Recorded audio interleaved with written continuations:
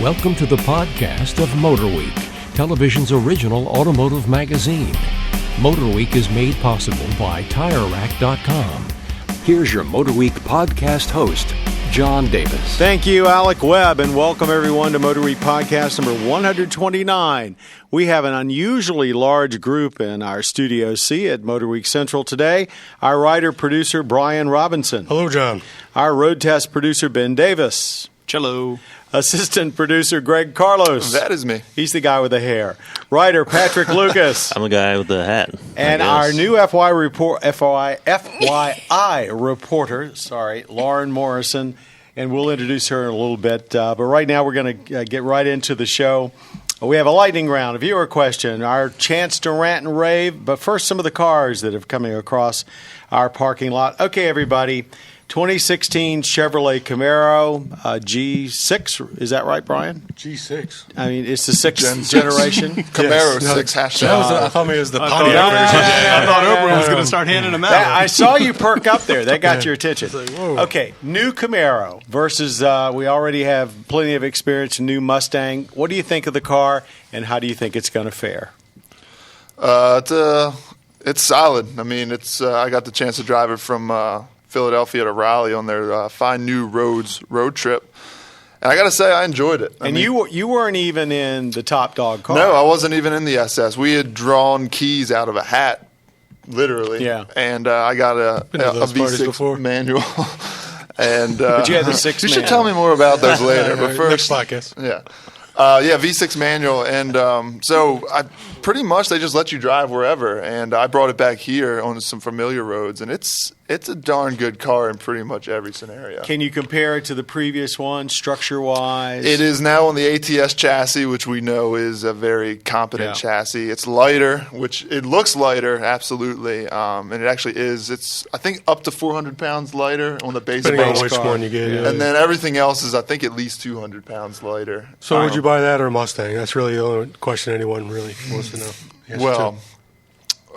It certainly makes my choice harder. I would say Mustang up until I drove this one, but wow, it really, and I can't compare because I have only driven a V8 Mustang, so I'd have to drive the SS first to really say. But the V6 is actually a really good engine, and I think I'd mentioned it before. But if you go in not really sure if you want a V6 or a V8. I'm not sure how many people are going to do that, but, I mean, you could save some money and be pretty happy with the V6. But the base car is now a Turbo 4. Yep, Turbo 4. Which the base Mustang is still a 6, and the Turbo 4 is an option. Mm-hmm. It's the 2-liter turbo, I think, out of the Malibu. Well, no, it's actually out of the ATS as well. Is it? Okay. Yeah, that's a Cadillac engine, too. All right, but around the table, you've all seen the car, or at least seen pictures of it. The biggest gripe on the previous car was the interior. It was kind of retro, but it came out cheesy. A lot of people on this staff have not liked the short side glass. What about the side glass? Did you find visibility improved at all? Visibility, I would say if it did, it's pretty minor. Yeah, I noted that's one thing I did notice, like getting out of spaces and just general driving, is that visibility is still fairly low, but the interior is nicer, so you kind of forget about the lack of visibility because everything else does look nicer.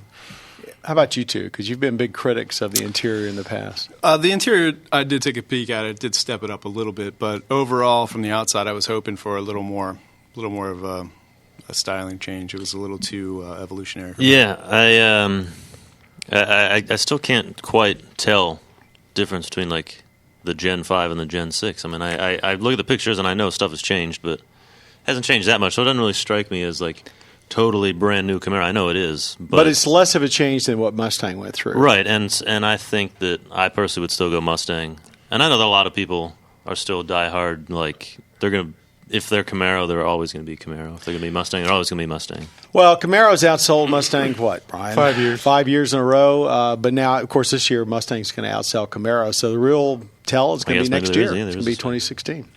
And we'll have an SS. We're scheduled to get one at the track in Roebling in January. I Should be awesome. Wouldn't be surprised if we don't have one in here before then. Okay, moving on. I promised, even though I botched her title, our FYI reporter and producer, Lauren Morriso. Lauren is the newest member of our MotorWeek staff. Welcome. Thank you. I'm excited to be here. But now tell everybody what you do and what you're going to be doing. So, because a lot of people don't really understand what the FYI segments are all about. No, so really what I'm looking for is like any cool story around the country, any cool car-related story, any interesting little tidbit. I actually was just in North Carolina last week, found a great little inn called Gearhead Inn. This couple runs it. They've themed each of the rooms as a muscle car from the 60s. They get a lot of people it's right in the Blue Ridge Parkway area, right. So they get a lot of people driving, seeing their hotel, and coming in, stopping in. Really, really fun people. Really great little inn that I found. So just looking for cool stories like that around the country, meeting great people. So I'm pretty excited. The way we do our FYI segments is we sort of put a very flimsy line down the middle between what Zach Maskell does and Lauren's doing. Zach is a little bit more one person, one car, and a seat of the pants experience. And Lauren is a little bit more something that everybody out there can enjoy. Exactly. But it's a very gray area, and the most important thing is to have a good time. I was going to say, sometimes I might step over that line into Zach's territory.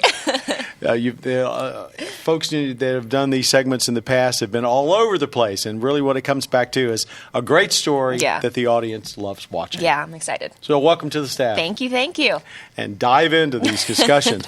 Okay, we're going to move now to our subcompact SUV challenge. Brian Robinson was the point person on that particular shoot, but almost everybody at this table, perhaps except Lauren, has had an awful lot of time in some of these subcompacts, the newest ones being like the HRV and the 500X. So, Brian, let her rip. Yeah, it was a little bit of a different comparison because usually it's a segment that's been around for a long time and there's like certain established leaders. But this one, the segment hasn't even really been there that long, and 6 out of the 7 cars were all new for 2016. So it's a lot of, you mentioned the HRV, Fiat 500X, Jeep Renegade, vehicles like that. I guess the prize was that the winner was none of the above. Right, it's something that many people wouldn't even put in there, but that's the Subaru XV Crosstrek. What was the rationale of putting that in there? Was it just price or what? I don't know. Obviously, Patrick doesn't agree, but I like that car. I like it too. I think we all actually doesn't strike me as a subcompact. A lot of people like it. Well, everyone, Subaru considers it an SUV, and the price cap was $27,000, which it came in. It was the cheapest vehicle there. It came in just at and that's with all-wheel drive standard. So yeah, and it just had a lot more room. The HRV is the only one that has more room. And the Subaru was just super comfortable, a lot of great features, and one of the few that you could actually take off-road a little bit if you needed to. I like the HRV, but I agree with your conclusion from the test in that the engine noise is just really kind of getting unacceptable. Yeah, that was a big part of I guess it finished 4th or 3rd. I think 3rd. I finished in 3rd. It was back in the pack, It was though. in 3rd, yeah. And that's right, 3rd. On the practical aspect, it is so much space in there, but yeah, it's very noisy powertrain, wind noise, all kind of noise, and a lot of people didn't like the interior interface. Honda's gotten rid of any type of button or knob, which a lot of people aren't fans of. Let me open this up though. These are all subcompact, crossover utilities, whatever you want to call them. Is this just another way of selling a subcompact car? Because after all, they don't have that much room. They really don't have that much except a little bit of bad weather capability with all-wheel drive. It is another way, and it's a more profitable way for manufacturers to basically charge $5 or $6 grand more for what's basically a car and put all-wheel drive on it. I felt that way, especially with the CX-3. I know I've beat up on it for several podcasts in a row. Yeah, it's the biggest I love that car too. Well, I know. I thought that literally was, you brought up in the road test, like, is it a Mazda 3 hatchback, or is it, it's literally almost the same exact kind of thing. So with half the space as the Mazda 3 hatchback. And so I don't buy it. I don't buy a lot of the stuff in this segment. I'm not a fan of it.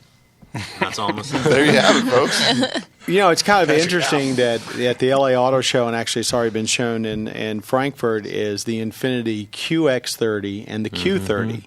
Yeah, And they what a bizarre, followed the Subaru route. They basically took a car, raised it, stuck some bigger tires on it, and said, now it's an SUV, when it's exactly the same vehicle as the car, except the car only has front drive.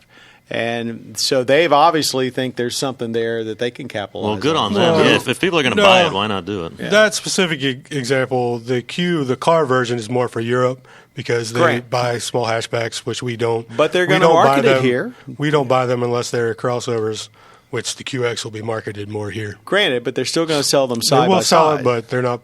That's kind of where that's where it's at. You think? It could be. We have so many of these. I feel like we've been talking about these a lot on podcasts. We have been talking about them a lot. So I mean, everybody is obviously. I don't want to say copycatting off each other, but it's like they're trying to keep up in the industry. So they see another company's made one. We want to make one. Where do we trace it back to again? Like I can't even remember who was the first one to come out. Well, with it. I said in our thing, I called the Nissan Juke the first one. That's my. Well, I think that's I don't know if that's correct or not, but that's the way I look at it. That's the first one to me. Well, you could go back to Suzuki probably if you really look at the modern era, though. I could say a super small, fun to drive, but totally impractical crossover is the Juke. True story. So we have not heard from the lone woman in the group. I know. When it comes to small vehicles, is all-wheel drive like a paramount thing for you, or do you care? I personally don't really. You spend a lot of time in Maine. Yes, so I mean, I guess I personally don't really care. It's not a deciding factor for me. But is that because you know how to drive? Yeah, I was going to say, I guess maybe my driving skills. I don't know. No, and I guess it really maybe just depends on what you're looking for too, like what you're going to be using it for. Like I'm not really, trying to go off road or I like to stay home when it snows. I'm not trying to get on the roads.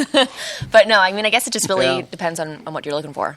When you are looking at a vehicle, though, have you reached the point where you're starting to be totally practical, or are you still out there having a good time with it and looking less at the practicality? Oh, I don't want to be too practical. That's boring. But no, I mean, obviously you have to think about your day-to-day life. But I know why we hired her now. So. But no, I don't want to be too practical, too boring. You want to get a little edgy. All right. Well, speaking of edgy, I think we've all got something to say about the next car that's on our calendar today.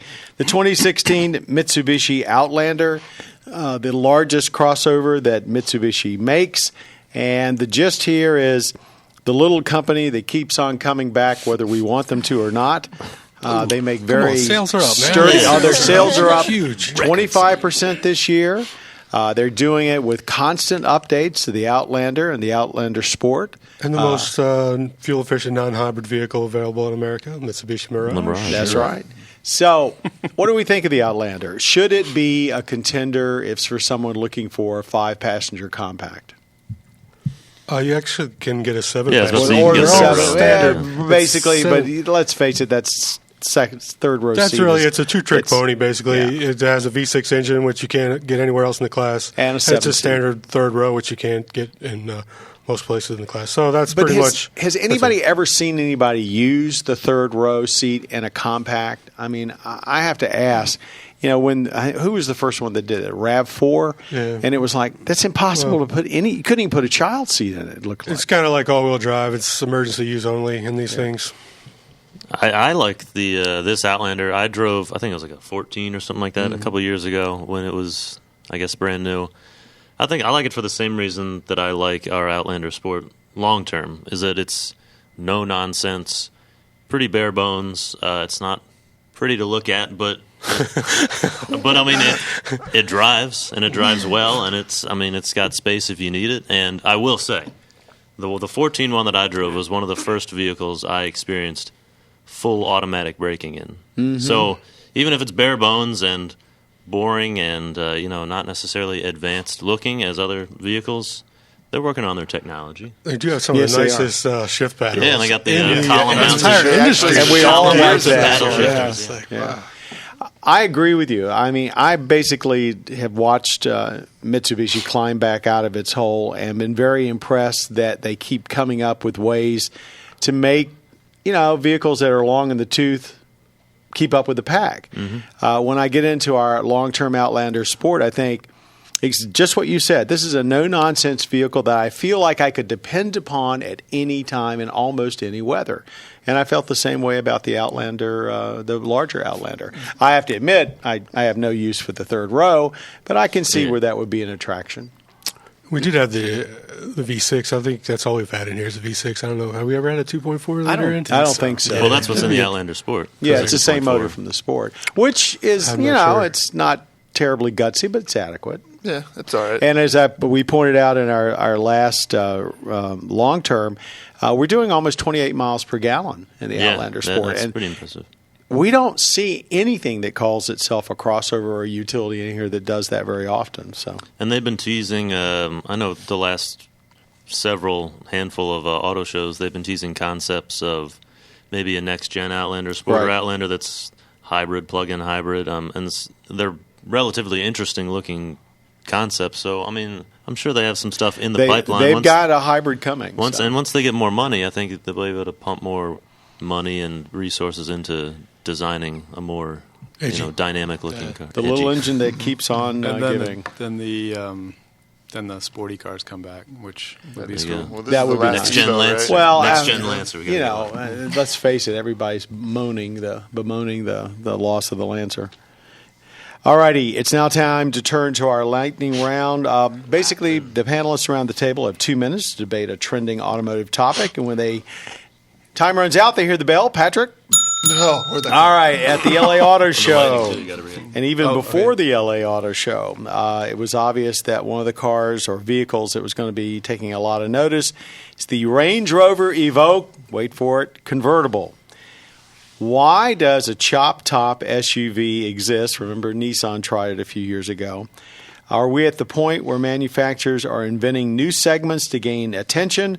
Do they really see a future in vehicles like this? Is it just because they've got too much money to spend? Is it too big a risk? Did they learn nothing from Nissan? Yeah.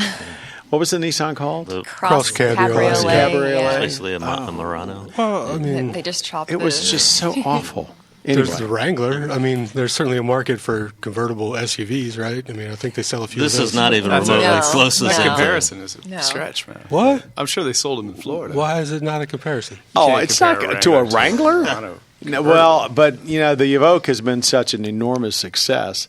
Yeah, it's a best-selling vehicle, isn't it? It's their best-selling vehicle, and an awful lot of them have wound up in sunny climates because folks with money and retirement and so forth have gone there and they've been buying them.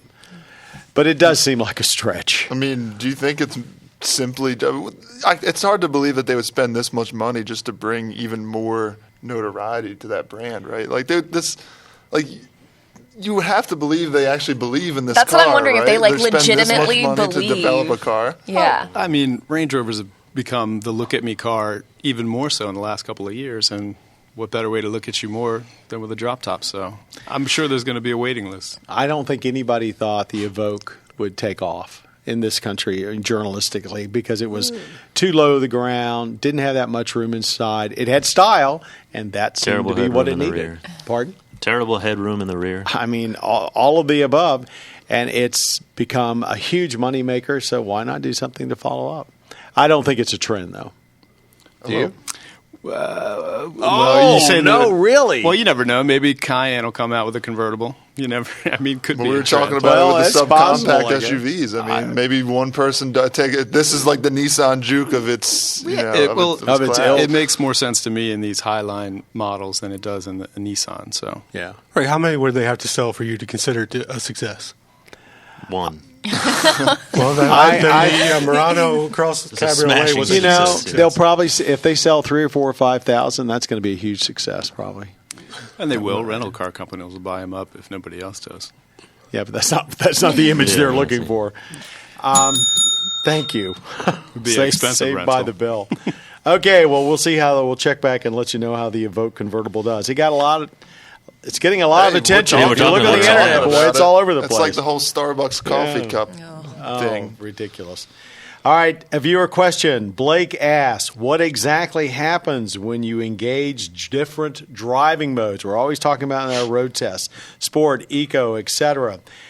It's bothering him. It's probably bothering a lot of people. So What do we mean when we talk about a vehicle having driving modes, and what does it actually do to change how the car drives?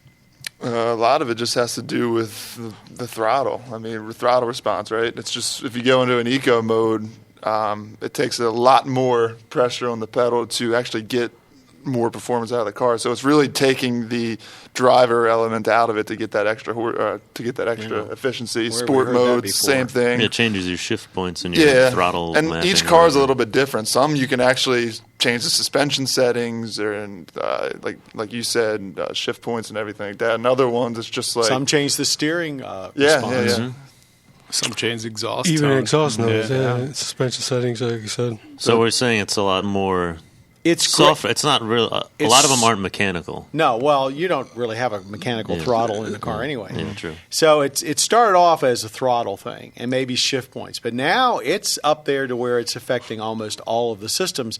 And several of the recent vehicles that we've tested, and Camaro was really, I think there's like 11 or 12 things, depending on which mode that gets adjusted when you automatically go from sport to Yep. And you really felt it. Yeah, I didn't drive it. Yeah, I felt it. Between I didn't really mess with the snow or ice mode, but yeah, between sport and touring, you feel everything tighten up a little. I mean, steering tighten up, throttle response is definitely up, and then the sound, they pump a little bit more sound in there, and that's, I think, slowly but surely more and more companies are starting to do that, where it actually affects the sound of the car. Yeah, even a lot of them, interior lighting will change, gauges will change.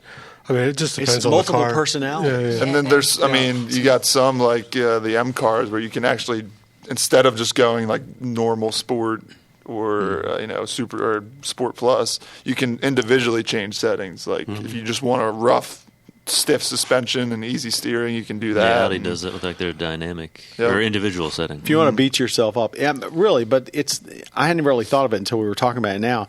It's giving vehicles not just split but multiple personalities. So it's sort of like whatever you feel today. How do you want to be? Yeah, and some of it works handled? and some of it doesn't. A lot of it comes off as pretty gimmicky, but like cheesy. Hyundai steering controls. I was going to say that I actually kind of like the Hyundai and Kia when they do that because some there's a of noticeable them are so feel. heavy, though. There's a noticeable feel yeah, between but it's like their so comfort fake and like unnecessarily it's fake, but heavy. It does exactly what you expect it to do. So anyway, Blake, I it hope can be whatever you want it to be. Yeah, man. there you have it, Blake. It makes the car so it can be anything you want it to be at any given moment. I hope that kind of clarifies it. But this is evolving. We're not at the end of what drive modes can do yet. Remember when they used to just be a launch mode? That was the big deal. I miss those days. Yeah, me too. Okay, rant and rave. And by the way, anyone got something on their mind? Patrick's arm is up. I got one. Be edgy. Rant and rave today. Take it away, Patrick. I'm going to rave about convenience features in vehicles. We had the new Explorer in recently. Platinum. The Platinum Edition. So granted, it was the top of the line. Most expensive, but it had massaging seats, which the S-Class has, right? It's been around for a while. Whatever, but I really liked it. We haven't seen it in an FORD car. Right, and I really liked it. I was doing drive-bys with Ben that day, so I was in the Explorer all day, and I guess I was in a weird seating position or something, but my back hurt. I took it home that night, too, and my back hurt. I thought, I'll just throw on this massaging seat function and see if it does anything. And it really worked. It really helped. It loosened my back up. Is that a Ford shirt you're wearing? Or what? Maybe if they didn't That's just MotorWeek. make the seats so bad that they gave you back. That is true. They aren't very comfortable. Don't have to rain They on my wouldn't parade here. But all I'm saying is certain convenience features actually are convenient. The massaging seat function did its job, and it worked really well. I liked it. Even minor ones like auto-dimming rear-view mirrors that we've seen and forgotten about. Isn't that just wonderful? I was trying to use this as a jumping off point. Heated steering wheel. Let me ask you something. Sticking with seats, and you mentioned heating steering wheel. Does anyone really get cooled seats? I have used it in the summertime. And do you like them? Yeah, I like it a lot. If they work, and if they're not super loud, sometimes they're really loud. It feels good. Yeah, I like the cycle between hot and cold. Little wasteful. Get really hot and get really, really cold. Just like in real life. Oh, my goodness. Well, that's pretty interesting. No, but yeah, the convenience Some of them features, actually have a draft, like you feel like you're sitting in a wind tunnel. I like that. I know Greg's brought this up before, but keyless entry. I hate it when I've got to take my keys out of Yeah. my pocket. The worst. We've all It's gotten Renegade so has it, lazy. man. And the key on the Renegade's so big. It's unforgivable not to have it. Right, these tiny little features that you don't even think twice about until they're not there. So, question for you: the new Ford Escape has got a feature where, and it's not totally new to Ford even, but you're going to be, the whole vehicle will basically be integrated into your smartphone. So when you walk, you not only can find it in a parking lot and check the fuel and unlock it, Can you get that on and your start phone? it, Like, carry it around and in do the pocket? all That's that brilliant. stuff. Is that appealing to you, to be able to take your smartphone out and say, okay, where's my vehicle, or how much fuel's in it, or I could start it without, automatic remote start without actually having the key fob? I like remote start. Yeah. Absolutely, that's appealing. I guess if you're into just impressing your neighbors and then never using it again. How you not? It's not even what that's about at all. This is a digital device era. Yeah. What if you are Black Friday shopping? There's masses of people at the mall. You can't find your car. You can just whip out your cell phone. And you just take out your cell phone. And hit I'm the totally button. on board for it. Yeah. Yeah, there you go. I think that's going to spread like wildfire. Freezing, I'm all freezing on cold. it. You seen that commercial or whatever it is? It was old, but it was like a Buick thing. Like the guy's flying into the airport and he That's a Buick? starts his Oh, car on his yeah. phone, which is, by the way, you probably couldn't do because you can't have your phone Yeah. in transmit mode while you're still And flying. also just wasting fuel. I mean, it's Yeah, going to yeah. take, depending on which airport exactly. it's at, it's It going would to have take to be a at half least an hour. hour. If you Oh, were yeah, using at their least. Wi-Fi, you could. Well, if it could autonomously drive and pick you up on the tarmac, that would Perfect. be Yeah, I won't even own a car. Right? Well, we'll see.